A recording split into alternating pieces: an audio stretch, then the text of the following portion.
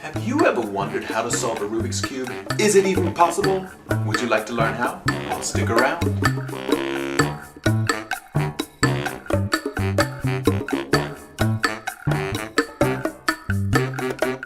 Hello!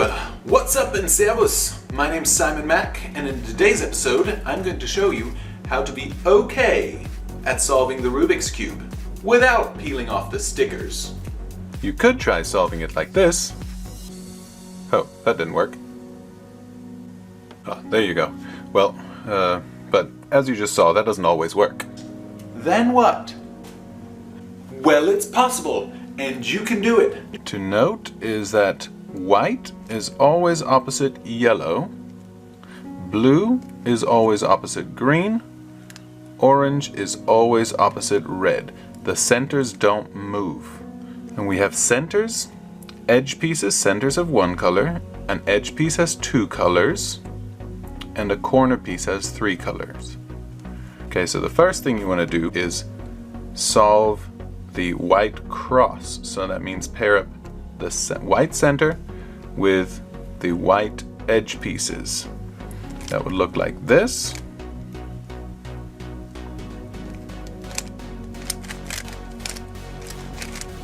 Now, that's a white cross there. However, I wasn't paying attention here, and when I solved that white cross, it didn't match the centers. This matches, but this one doesn't. So you want to make sure that the white matches, but it also matches the next center. So if that's not the case, I can turn that all the way to the bottom. It's on the bottom. Turn it underneath where I want it. That's white and blue, and then turn it up. Same thing with the green. Match up the green, turn it up. Now, you might have a couple situations here when you're solving that. I'll scramble this up again. Okay, when you're solving the white cross and looking for the edges, there are a couple situations that you'll run into. You might have the white edge piece facing the bottom. So then all you have to do is pair it up with its center and turn it all the way around. And then it's matched up with the white and its center. You might have one on the side like this. Then you'd have to turn it up and then pair it with its center at the top and then move the one you had already solved back. Okay, now this one fell into place there, so I can turn that up. And then my green one is underneath. I can just do a full turn. Two more things you might run into with the white edges. The white edge might be in the top layer with the white not facing the top. So then you'd have to rotate it to the side, and from the side it's just a quarter turn to get up. And you have to make sure it's in the right place. This piece is red. If I put that here, green does go next to the red.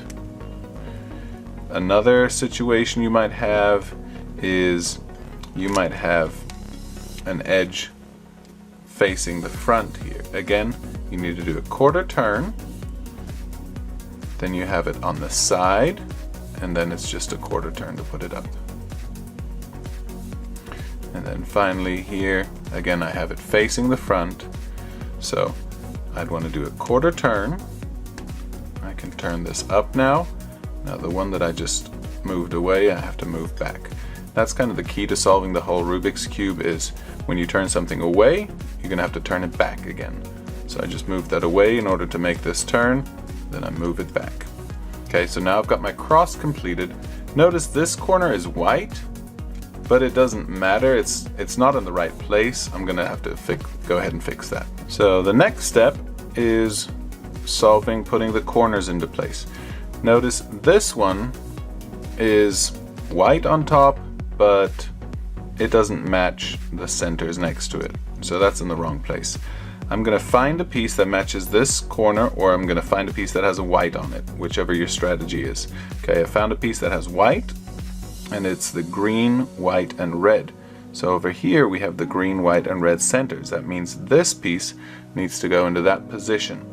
So I put it underneath the place where I want it, And in order to bring this white up there, I would have to rotate the front counterclockwise to get up there. However, then I'm losing my edge here. So in order to not lose that, I have to turn that away. Then I can turn this up, and then I turn these two layers back again. And then I've matched it up. Here I have another corner. This is blue, orange, white. So look for blue, orange, white. Put it underneath that corner. In order to turn this, I would have to turn the right layer clockwise. But I would lose these two pieces, so I'm going to turn those away, move this up, and then turn these back. Alright, now this is matched up. On top it's white, matches with the orange, matches with the blue. Okay, here I have another corner. This one is blue, red, and white. So I'll find the blue, red, and white corner. That's right here. It's underneath. Again, this time the front counterclockwise, front prime, would put it into place, but I would lose these two pieces, so I have to turn those away first, rotate the front up, and then move those back. Now I have one last piece missing, and I can't see around the outside a white piece. It's because it's underneath. What happens when it's underneath, I'm still going to put it underneath this. Okay, I have to move this layer forwards so I can turn the layer where it is 2 times, and then it'll be facing the front. I'll put this back into place, and now I can solve it the normal way. So put it underneath.